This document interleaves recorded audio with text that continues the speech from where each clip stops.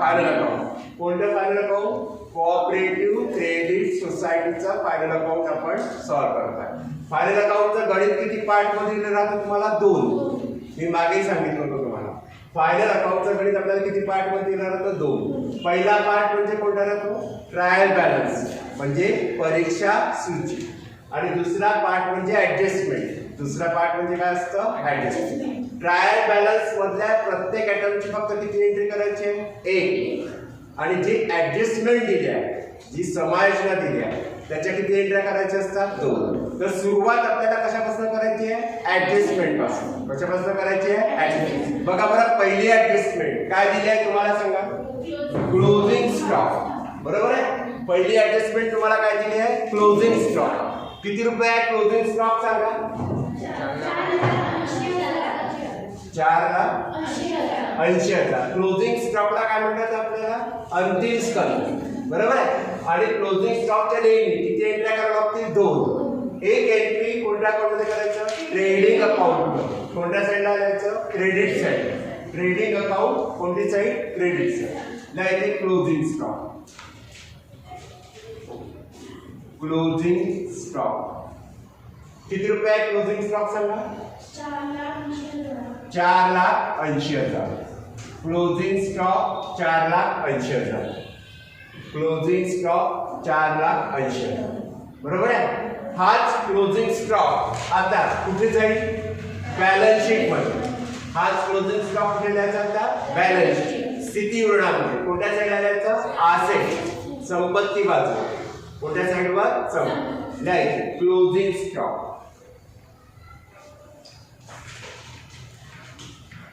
Closing stock 4,80,000. Closing stock 4,80,000. समजा सगळ्यांना closing स्टॉकच्या एंट्र्या किती एंट्र्या करायच्या? 2.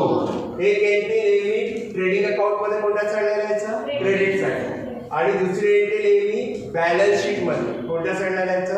असेट संपत्ती बाजू. क्लिअर सगळ्यांना इथपर्यंत? दुसरी समायोजन ऍडजस्टमेंट नंबर सेकंड. वाचा काय दिलं?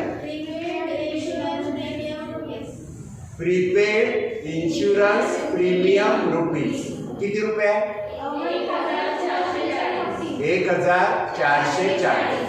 ऍडजस्टमेंट कोणत्या आयटमवर आहे? Insurance premium. बरोबर आहे. ऍडजस्टमेंट कोणत्या आयटमवर आहे? Insurance premium. इन्शुरन्स प्रीमियम म्हणजे विमा. इन्शुरन्स प्रीमियम म्हणजे काय होतं? विमा. मग तुम्हाला कुठेतरी उदाहरणामध्ये ट्रायल बॅलन्स मध्ये इन्शुरन्स प्रीमियम नावाचा आयटम दिला असेल. उदाहरणामध्ये कुठेतरी ट्रायल बॅलन्सला डेबिट बॅलन्स मध्ये बघा इन्शुरन्स प्रीमियम नावाचा आयटम दिसतोय का? बघा दिसतोय. किती रुपयाचा इन्शुरन्स प्रीमियम? किती हजार आहे? 6,000 रुपये. बरोबर आहे. इन्शुरन्स कोणत्या अकाउंट मध्ये लिहायचं? नेहमी प्रॉफिट अँड लॉस. इन्शुरन्स म्हणजे विमा. नेहमी कोणत्या लेखामध्ये लिहितो आपण? लाभालाभ लेखा. Profit and loss. कोणती साईड आहे? डेबिट. कोणत्या साईडला लिहायचं? डेबिट. लिहायचं इन्शुरन्स प्रीमियम. इन्शुरन्स प्रीमियम आतमधल्या कॉलम मध्ये लिहायचं, कारण त्याच्यावर ऍडजस्टमेंट दिली आहे म्हणून. त्याच्यावर काय दिली आहे? ऍडजस्टमेंट दिली आहे. Insurance premium. किती रुपयाचा इन्शुरन्स प्रीमियम सांगा? 6,000. प्रीपेड म्हटलाय. काय म्हटलंय? प्रीपेड. प्रीपेडला म्हणतात पूर्वदत्त. प्रीपेडला काय म्हणतात? प्रीपेड. अनपेडला काय म्हणतात? अनपेड. अनपेड असेल तर काय करावं लागतं? प्लस. अनपेड म्हणतात काय करावं लागतं? प्लस. पण प्रीपेड म्हटलं असेल तर करावं लागतं मायनस. प्रीपेड असेल तर काय करावं लागेल? मायनस. म्हणून ते लिहायचं मायनस. याच्यात मायनस लिहा. Prepaid insurance. प्रीपेड म्हणजे जास्तीचा दिलेला. Prepaid insurance. पहिले काढलं आपण शोधून इन्शुरन्स. पहिले काय काढलं आपण शोधून? इन्शुरन्स. किती हजार रुपये इन्शुरन्स होता? 6,000. त्याच्यात आता प्रीपेड इन्शुरन्स काय करायचं आपल्याला? मायनस. त्याच्यात आपल्याला प्रीपेड इन्शुरन्स काय करायचा आहे? मायनस. किती रुपये प्रीपेड दिले तुम्ही?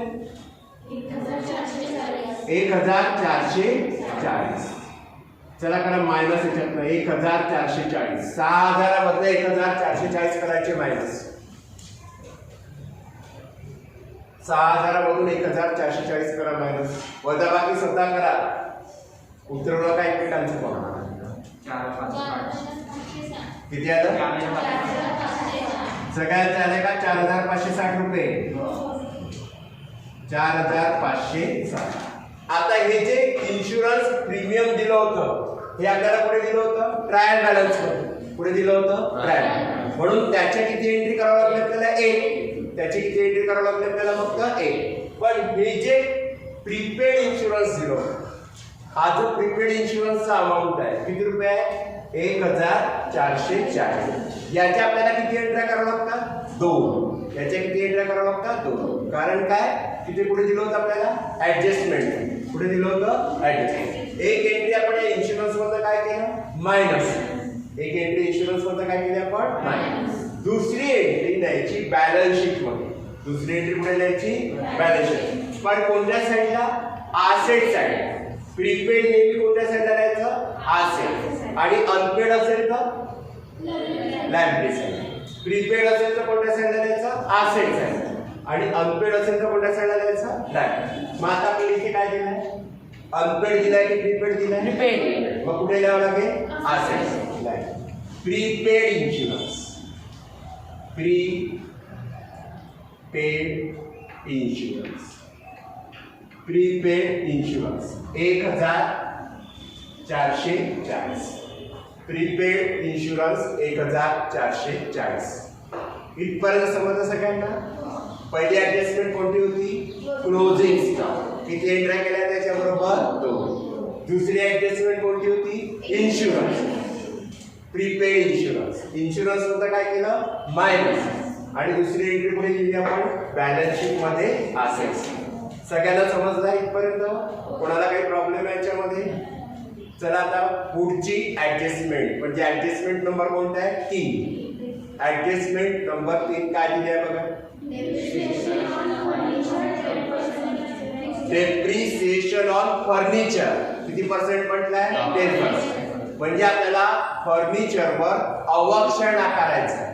डेप्रिसिएशन आकारायचं म्हणजे काय करायचं आहे?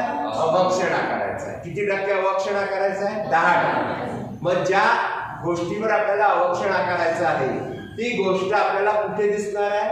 ट्रायल बॅलन्स मध्ये. कुठे दिसणार आहे? ट्रायल. बघा ट्रायल बॅलन्स मध्ये तुम्हाला फर्निचर नावाचा आयटम दिला असेल. दिलाय फर्निचर. किती 1000 रुपये? फर्निचर अवक्षय नेहमी कशावर आकारला जातो? संपत्तीवर. अवक्षय नेहमी कशावर आकारला जातो? संपत्ती. मग आता फर्निचर म्हणजे आपली काय आहे? संपत्ती. मग फर्निचरची एंट्री कुठे करावं लागेल आपल्याला? बॅलन्स शीट मध्ये. कोणत्या साईडला? असेट. द्या इथे. मग तुम्ही इथे फर्निचर आणा आणि इथे बॅलन्स शीट मध्ये द्या फर्निचर. फर्निचर बॅलन्स शीट मधनं आणा आणि असेट साईडवर द्या. अमाऊंट डायरेक्ट बाहेर द्यायचा आहे. इथे कोऑपरेटिव्ह सोसायटीमध्ये मेथड डेप्रिसिएशनची थोडी वेगळी आहे. तुम्ही 12वी पर्यंत काय करत होते? फर्निचरचा अमाऊंट काय द्यावा लागतो तुम्हाला? आतमध्ये द्यावा लागतो. बरोबर आहे? फर्निचरचा अमाऊंट आपण आतमध्ये लिहित होतो आणि त्याच्यातलं डेप्रिसिएशन आपण काय करत होतो? मायनस. इथे मेथड थोडी वेगळी आहे. इथे मायनस करायचं नाही. बरोबर आहे? तर इथे फर्निचर घ्यायचं आणि त्याचा अमाऊंट डायरेक्ट बाहेर द्यायचा. किती 1000 रुपये लिहिणार तुम्ही? 66,000. 66,000 लिहिलं. बरोबर? लक्षात आलं इथपर्यंत? आता याच्यावर तुम्हाला किती पर्सेंट लावायचं आहे? 10%. कसं काढाल कॅल्क्युलेशन? 66,000 राज्य 10%. 66,000 गुणिला किती करायचं? 10 भागीला 100. पर्सेंटेजच्याकडून भागीला किती करायचं? 100. आता 66,000 गुणिला 10 भागीला 100 करा कॅल्क्युलेशन किती येतं? 6,600. म्हणजे आपल्याला जे दिलं होतं फर्निचर किती हजाराचं दिलं होतं? 66,000. 66,000. त्याच्यावर डेप्रिसिएशन किती पर्सेंट म्हटलंय? 10%. म्हणून आपण 66,000 गुणिला किती केले? 10 बाकीला किती करायचं? 100. मग आता तुमच्याजवळ अमाऊंट किती आला त्याचा? 6,600. बरोबर आहे? डेप्रिसिएशनची एक एंट्री सगळ्यांना माहिती आहे की डेप्रिसिएशन अवक्षयची एक एंट्री तर नेहमी कोणत्या अकाउंटमध्ये करावं लागते? Profit and loss. लाभालाभ लेखामध्ये. कोणत्या साईडला लिहायचं? Debit side. कोणत्या साईडला लिहायचं debit. Like profit and loss account मध्ये कोणत्या साईडला येणार आहे आपण debit side. Like depreciation on furniture असं लिहायचं. Depreciation on furniture. Depreciation on furniture लिहिलं सगळ्यांनी. काय लिहिलं पूर्ण डेप्रिसिएशन लिहिता डीपी करून लिहिलं तरी चालतं तुम्हाला. लक्षात झालं. डेप्रिसिएशन ऑन फर्निचर किती आला होता डेप्रिसिएशन ऑन फर्निचर 6600 लिहिले सगळ्यांनी 6600. आता नवीन पार्ट कोणता आहे की इथे तुम्हाला या संपत्तीमधनं ते अवक्षण वजा करायचं नाहीये. तर त्याची एंट्री याच्या अपोजिट म्हणजे विरुद्ध बाजूला करायची. कोणत्या साईडला करायची आहे लायबिलिटी साईड. कोणत्या साईडला करायची आहे लायबिलिटी. तिथे थोडी जागा सोडून द्या आणि एक डेप्रिसिएशन फंड नावाचा आयटम द्यायचा. डेप्रिसिएशन फंड याला अवक्षण निधी म्हणतात. डेप्रिसिएशन फंड लायबिलिटी साईडला द्या. डेप्रिसिएशन फंड म्हणून लायबिलिटी साईडला काय लिहिलं आपण डेप्रिसिएशन फंड. त्या डेप्रिसिएशन फंड मध्ये प्लस करायचं. डेप्रिसिएशन फंड मध्ये काय करायचं प्लस. काय प्लस करायचं तर जे आपण डेप्रिसिएशन शोधून काढलं ते. काय प्लस करायचं जे डेप्रिसिएशन आपण शोधून काढलं ते. कोणतं डेप्रिसिएशन शोधून काढलं आपण फर्निचरचं. किती रुपये काढलं 6600. म्हणून मी इथे प्लस करणार आहे. इथे मायनस न करता त्याऐवजी त्याची एंट्री कुठे करायची त्या डेप्रिसिएशन फंड मध्ये काय करायचं प्लस. कशाच्या नावाने depreciation on furniture. Depreciation on furniture 6600. Depreciation on furniture 6600. Depreciation on furniture 6600. झालं इथपर्यंत समजलं सगळ्यांना. काय करायचं नवीन पॉईंट कोणता आहे डेप्रिसिएशन संपत्तीमधनं मायनस न करता ते कुठे लिहायचं डेप्रिसिएशन फंड मध्ये काय करायचं प्लस. आणि एक एंट्री नेहमी सांग कोणत्या अकाउंट मध्ये प्रॉफिट अँड लॉस अकाउंट. कोणत्या साईडला करायचं debit side. Profit and loss account मध्ये कोणत्या साईडला करायचं डेबिट साईड. समजलंय फर्निचरचं डेप्रिसिएशन. पुढचं डेप्रिसिएशन कशावर आहे दोन गोष्टींवर डेप्रिसिएशन विचारलाय तुम्हाला. Fixtures and fittings. किती पर्सेंट दिलाय 15%. बरोबर आहे. मग आता फर्निचर सारखंच तुम्हाला तो आयटम शोधावा लागेल. फिक्स्चर्स अँड फिटिंग कुठे शोधा ट्रायल बॅलन्स मध्ये बघा. फिक्स्चर्स अँड फिटिंग नावाचा आयटम दिला असेल. दिलाय का fixtures and fitting. Right fixtures and fitting. Fixtures and fitting. Fixtures and fitting किती रुपयाचा आहे फिक्स्चर्स अँड फिटिंग 1,05,000. 1,05,000. 1,05,000. 1,05,000 रुपयाचं फिक्स्चर्स अँड फिटिंग आपल्या जवळ आहे. आता याच्यावर अवक्षण लावायला सांगितलंय 15%. किती टक्के सांगितलंय 15%. मग आता 15% कशावर काढायचं फिक्स्चर्स अँड फिटिंग. त्याचा अमाऊंट दिला आपल्याला 1,05,000. म्हणजे आपण काय करू आता इथे 1,05,000 गुणिला किती करावं लागेल 15 भागीला 100. करा calculation.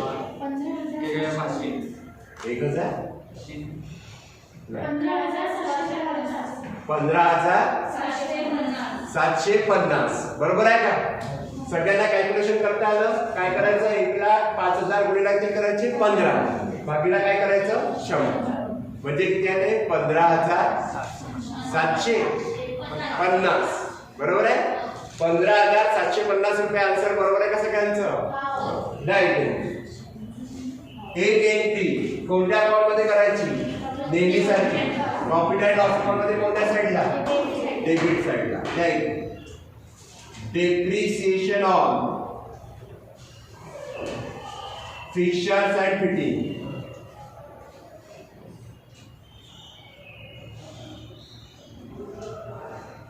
Depreciation on fixtures and fittings.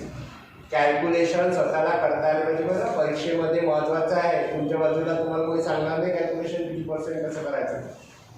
किती आले सांगा. डेप्रिसिएशनचा अमाऊंट सांगायचा आहे. किती आला. 15,750. 15,750 रुपये डेप्रिसिएशन आला याच्यावर. लिहिलं की एक एंट्री नेहमी कोणत्या अकाउंटमध्ये करायची. प्रॉफिट अँड लॉस अकाउंटमध्ये. कोणत्या साईडला करायचं. डेबिट साईडला. दुसरी एंट्री बॅलन्स शीट मध्ये कुठे प्लस करायचं. डेप्रिसिएशन फंड लायबिलिटी साईडला. इथे लिहा प्लस. इथे लिहा plus. Depreciation on fixtures and fittings. Depreciation on fixtures and fittings 15,750. Depreciation on fixtures and fittings 15,750. झालं इथपर्यंत. इथपर्यंत समजलं सगळ्यांना. डेप्रिसिएशनचे ऍडजस्टमेंट लक्षात आल्या. काय करायचं. डेप्रिसिएशन ज्या असेटवर आहे ती असेट साईडवर द्यायची. बरोबर आहे. त्याच्यावर जितकं पर्सेंट डेप्रिसिएशन दिलं असेल तेवढं डेप्रिसिएशन कॅल्क्युलेट करायचं. त्याची एक एंट्री कोणत्या अकाउंटमध्ये करायची. प्रॉफिट अँड लॉस अकाउंटमध्ये. कोणत्या साईडला करायची. डेबिट. आणि दुसरी एंट्री कुठे करायची. बॅलन्स शीट मध्ये. कोणत्या साईडला करायची. लायबिलिटी साईडला. डेप्रिसिएशन फंड मध्ये काय करायचं. प्लस. बरोबर आहे. किती ऍडजस्टमेंट झाल्या. 3. बरोबर आहे. Adjustment number 4. पाचवा ऍडजस्टमेंट नंबर 4. स्टॅट्युटरी रिझर्वची प्रोव्हिजन करायची आहे तुम्हाला सांगितलं आहे. बरोबर आहे. Make a provision for statutory reserve as per Maharashtra state cooperative societies act असं दिलं आहे. पण ती प्रोव्हिजन आपल्याला नेट प्रॉफिट माहीत झाल्यानंतर करावं लागतं. ही प्रोव्हिजन आपल्याला केव्हा करावं लागतं. नेट प्रॉफिट माहीत झाल्यावर. आता आपल्याजवळ सध्या नेट प्रॉफिट आहे का. शोधून काढला का आपण. नाही. पूर्ण सगळे आयटम दिल्यानंतर आपण नेट प्रॉफिट काढू आणि त्यानंतर आपण ती प्रोव्हिजन करू. म्हणून सध्या ती ऍडजस्टमेंट आपल्याला करता येणार नाही. नंबर नेक्स्ट बघा कोणता दिलाय. Make a provision for dividend at the rate किती पर्सेंट दिलाय. 9%. डिव्हिडंडची प्रोव्हिजन करायला सांगितले आपल्याला. कशाची प्रोव्हिजन करायला सांगितलं आहे. डिव्हिडंड. डिव्हिडंड म्हणजे काय समजायचं. लाभांश. डिव्हिडंड म्हणजे काय होतो. लाभांश. आता डिव्हिडंड जर आपल्याला कॅल्क्युलेट करायचा असेल तर डिव्हिडंड नेहमी कशावर द्यावा लागतो. शेअर कॅपिटलवर. कशावर द्यावा लागतो. शेअर. मग तुम्हाला उदाहरणामध्ये कुठेतरी शेअर कॅपिटल नावाचा आयटम दिला असेल. तुम्हाला उदाहरणामध्ये कुठेतरी शेअर कॅपिटल नावाचा आयटम दिला असेल. ट्रायल बॅलन्स मध्ये बघा. क्रेडिट बॅलन्स बघा. Credit balance. क्रेडिट बॅलन्स मध्ये दिलाय का शेअर कॅपिटल. किती रुपयाचं शेअर कॅपिटल आहे. 1,44,000. कुठे लिहायला सांगितलं मी. बॅलन्स शीट मध्ये. कोणत्या साईडला. Liability. Liability. Share capital. Share capital amount त्या बाहेर 1,44,000. 1,44,000. 1,44,000 लिहिलं. याच्यावर किती पर्सेंट सांगितलंय. 9%. मग आता 1,44,000 पुढीला किती करावं लागेल. 1,44,000 गुणिला 9 भागीला 100. करा कॅल्क्युलेशन. 1,44,000 गुणिला 9 भागीला 100. स्वतः कॅल्क्युलेशन करा. उतरवू नका. 12,000 किती आलाय. 960. बरोबर आहे का. 12,960. बरोबर आहे. डिव्हिडंड द्यायचा आहे. किती पर्सेंट द्यायचा आहे. 9%. त्याची प्रोव्हिजन करायला सांगितलं म्हणजे तरतूद करायला सांगितलं. बरोबर आहे. तर त्याची एंट्री करायची नेहमी profit and loss adjustment account मध्ये. डेबिट साईडला. Profit and loss adjustment account मध्ये कोणत्या साईडला करायचं. डेबिट साईडला. कशाच्या नावाने. प्रोव्हिजन फॉर डिव्हिडंड कोणता शब्द लावायचा provision for dividend like provision for dividend provision for dividend किती पर्सेंट सांगितलं होतं 9%. जेवढा पर्सेंट दिला असेल तेवढा पर्सेंट 9% किती आलं तुमचं 12,960 नाही ते 12,960 12,960 लिहिलं. दुसरी एंट्री करायची आहे कारण डिव्हिडंड दिला कुठे होता आपल्याला ऍडजस्टमेंट मध्ये आणि ऍडजस्टमेंटच्या प्रत्येक आयटमची एंट्री किती करावं लागतात 2. एक एंट्री तुम्ही ऍडजस्टमेंट अकाउंट मध्ये कोणत्या साईडला केली आहे डेबिट साईड कोणत्या साईडला केली आहे डेबिट. दुसरी एंट्री करायची बॅलन्स शीट मध्ये लायबिलिटी साईड कोणत्या साईडला करायची लायबिलिटी त्याच नावाने provision for dividend provision for dividend provision for dividend 12,960 provision for dividend 12,960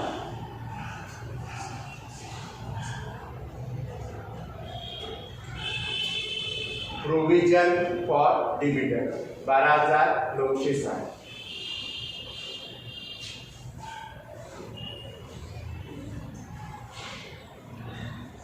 झाडेपर्यंत म्हणजे डिव्हिडंडचं काय एंट्री केलं आपण एक एंट्री पुढे करायची profit and loss adjustment account मध्ये कोणत्या साईडला जायचं डेबिट साईड आणि दुसरी एंट्री बॅलन्स शीट मध्ये कोणत्या साईडला जायची लायबिलिटी साईड. आता ऍडजस्टमेंट नंबर लास्ट असेल शेवटची ऍडजस्टमेंट आहे provision for dividend equalization fund किती रुपये आहे 30,000 बरोबर आहे. मग आता त्याची प्रोव्हिजन करायची आहे त्याच्या प्रोव्हिजनची पण एंट्री करायची profit and loss adjustment account त्याच्या प्रोव्हिजनची एंट्री पुढे करायची profit and loss adjustment account कोणत्या साईडला करायची डेबिट साईड कोणत्या साईडला करायची debit like provision for dividend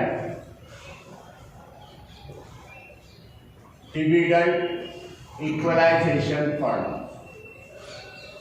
provision for dividend equalization fund provision for dividend equalization fund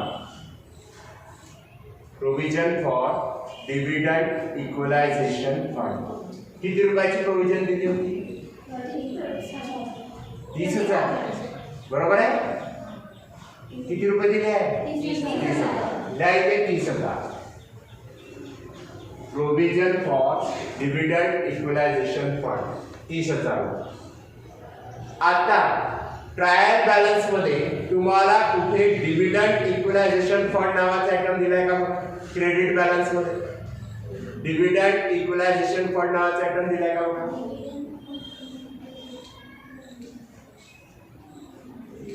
trial balance मध्ये डिव्हिडंड इक्वलायझेशन फंड नावाचा आयटम दिलाय का नाही दिला. जर तो दिला असता तर तो लायबिलिटी साईडला लिहावा लागला असता आणि त्याच्यात आपल्याला प्लस करावं लागलं असतं न्यू ट्रान्सफर त्याच्यात आपल्याला प्लस काय करावं लागलं असतं न्यू ट्रान्सफर. आता दिला नाहीये तर आपण डायरेक्ट लिहू दुसरी एंट्री बॅलन्स शीट मध्ये लायबिलिटी साईड दुसरी एंट्री बॅलन्स शीट मध्ये कोणत्या साईडला लिहायची लायबिलिटी कोणत्या नावाने याच नावाने कोणतं नाव राहील provision for dividend equalization fund त्याच नावाने करायचं लायबिलिटी साईडला provision for dividend equalization fund provision for dividend equalization fund 30,000 provision for dividend equalization fund 30,000 30,000 आलं लक्षामध्ये. इथे सगळ्या ऍडजस्टमेंट संपल्या सगळ्या ऍडजस्टमेंट लक्षात आला सगळ्यांना कुठपासून ऍडजस्टमेंट दिला होता आपल्याला क्लोजिंग स्टॉक पासून तर कुठपर्यंत ती शेवटची adjustment provision for dividend equalization fund. प्रत्येक ऍडजस्टमेंटच्या आपण किती एंट्री केल्या प्रत्येक ऍडजस्टमेंटचे आपण किती एंट्री केल्या. आता जे आयटम उरलेले आहेत, जे आयटम उरलेले आहेत त्या